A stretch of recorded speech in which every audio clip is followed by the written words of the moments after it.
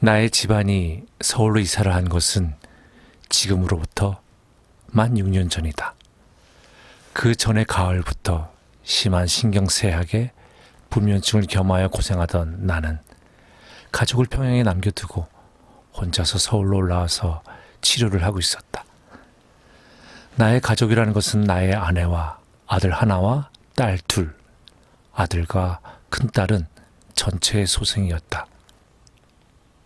그 가족들을 평양에 남겨두었는데 그들 뒤에는 늙은 어머님이 계셨고 아직 시집가지 않은 누이 동생이 하나 있었다. 지금껏 평양에 있을 동안의 생활 방식이라는 것은 어머님의 약간의 토지에서 수입되는 나락과 미약한 나의 원고료 수입에 의지하여 지탱해왔다. 그러던 것이 내가 서울로 올라와서 병치료를 하고 있게 되매 나의 원고료 수입이 치료비에도 도리어 부족이 될 형편이라 일이 딱하게 되었다. 생각하고 생각한 끝에 맏형을 찾아갔다. 그리고 맏형께 내가 서울에서 치료를 하는 동안 어머님을 비롯하여 내 가족들의 생활을 돌봐주기를 부탁하였다. 그해 진실로 적적한 과세를 하였다.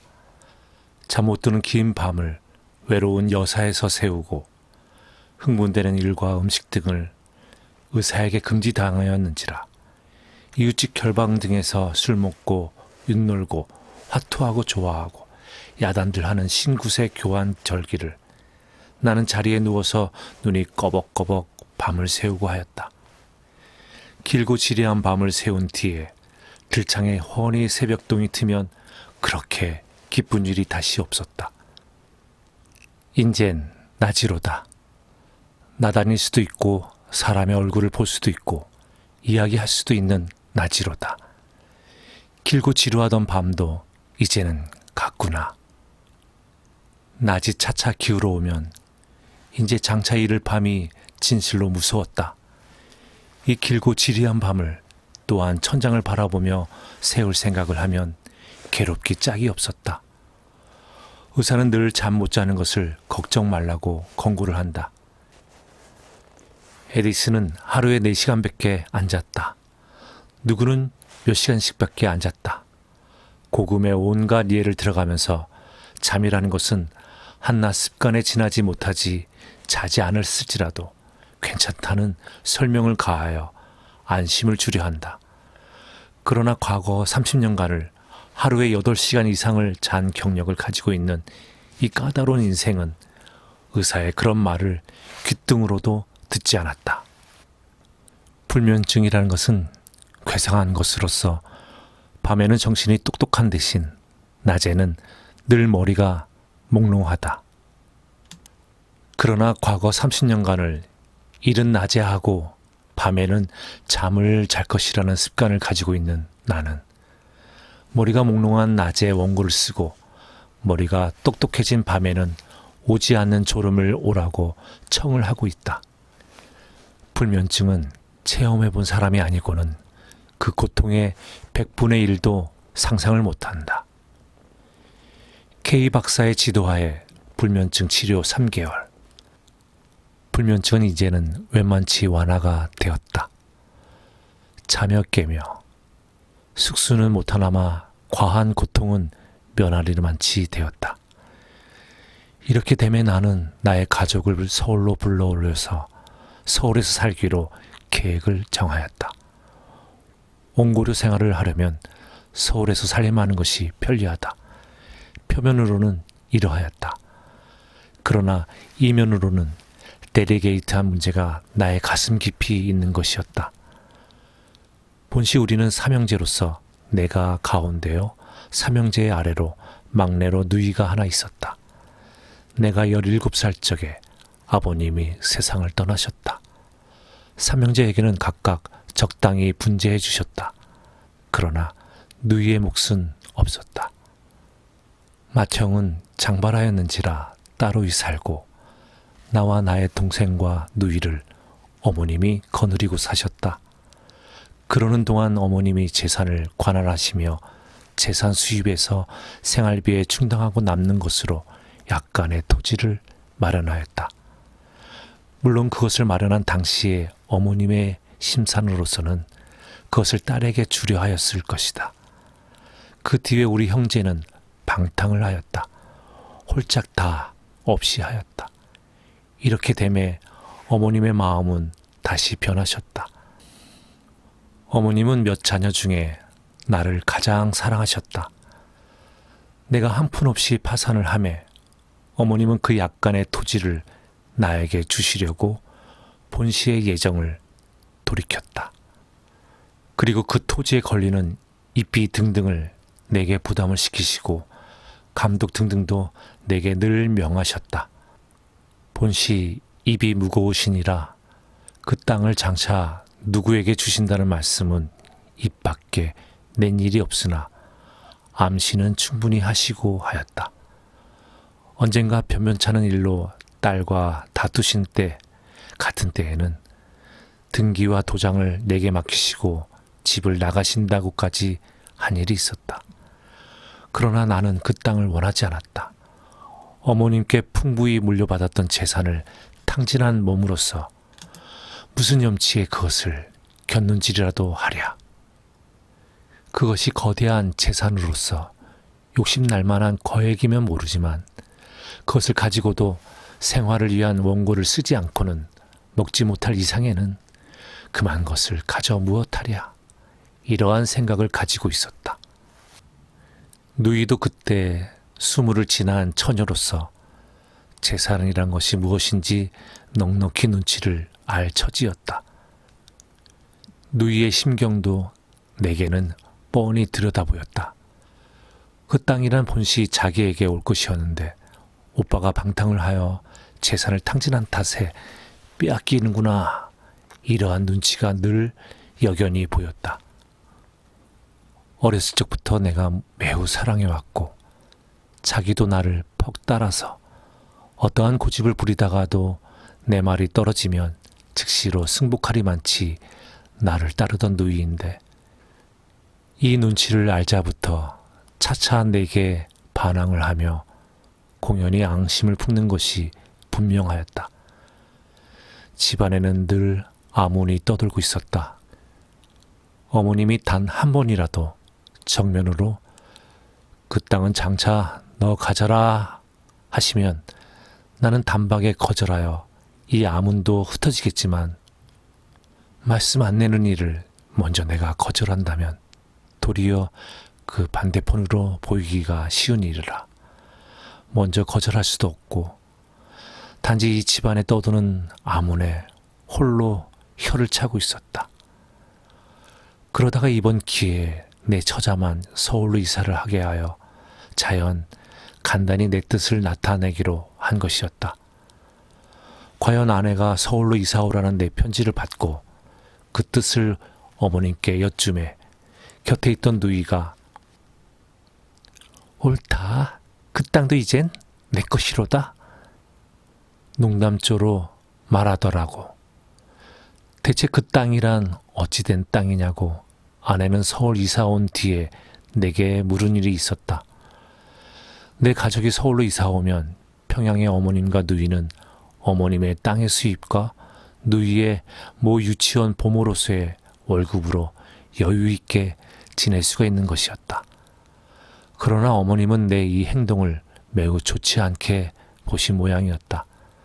첫째로는 가장 사랑하시던 아들을 슬하에 그냥 두고 싶으셨던 것이었다.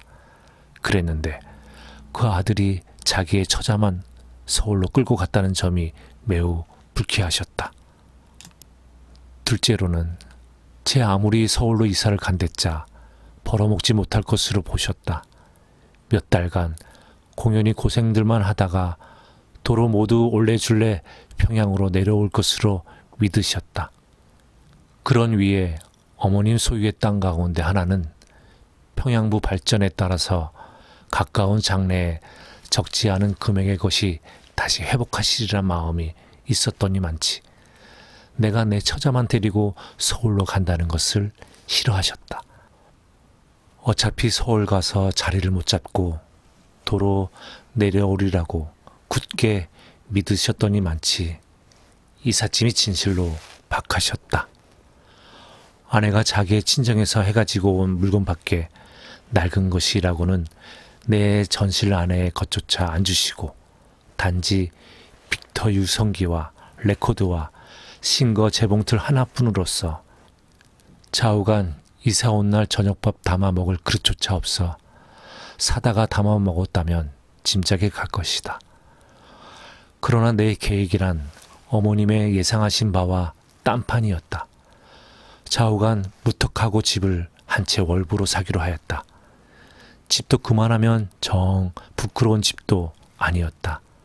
그리고 여기서 차차 내 생활이 자리가 잡히는 동안 누이 동생도 출가를 하게 되겠고, 출가를 하게 되면 어머님의 땅도 누이에게 완전히 건너가게 될 것이고, 그때쯤이면 내 생활도 자리가 잡혀서 어머님을 모셔다가 안온한 여생을 보내시게 하겠다. 내 생각은 이러하였다. 사실 나는 어머님과 마주 앉을 적마다 죄송하였다. 부귀를 겸손한 가운데서 나셔서 잘하시고 청년 중년 다 부귀 중에 지내신 어머님을 나의 과도한 방탕 때문에 늙음하게 고생하시게 하는 것이 늘 죄송하였다. 언제 어서 생활의 안정을 얻어서 어머님을 다시 평안히 지내시게 할까? 얼마 남은 수도 그리 많지 못하실 어머님. 어머님 생전에 다시 근심 없는 살림을 회복하여야겠다.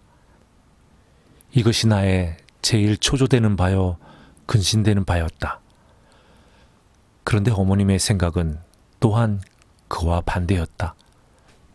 저것이 넉넉한 데서 나서 자라서 지금 재정에 몰려 쩔쩔매며 돌아가는 것이 도리어 민망하신 모양이었다. 이 중년의 아들을 강간 어린애들 몰래 즐겨하는 과일 같은 것을 사다 주시는 것을 받을 때마다 도리어 칵 울고 싶었다. 10년 미만의 10만 원의 재산과 그 재산에서 나는 수입까지 탕진하였으며 상당히 실탕이 놀았다.